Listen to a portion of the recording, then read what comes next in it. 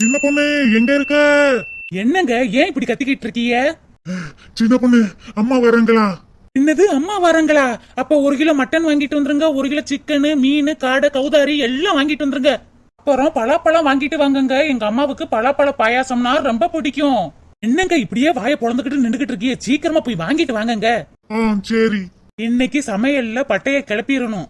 1 மணி நேரத்திற்கு பிறகு 1 மணி நேரத்துல எல்லா வேலையும் செஞ்சு முடிச்சாச்சு. சின்ன பொண்ணு அம்மா வந்துட்டாங்க. அம்மா எத்தே நீங்களா? ஆமா மருமகளே, நான் தான். மருமகளுக்கு என் மேல எம்பிட்டு பாசம். ஆடுறது ஓடுறது தாவறது போடுறது எல்லாம் செஞ்சு வச்சிருக்காளே. அட ஆத்தே, என் மகன் கூட இப்படி செஞ்சு வைக்க மாட்டா. யோ ரூமுக்கு கொஞ்சம் வாரும். நான் வரமாட்டேன். இப்ப வர போறீரா இல்லையா?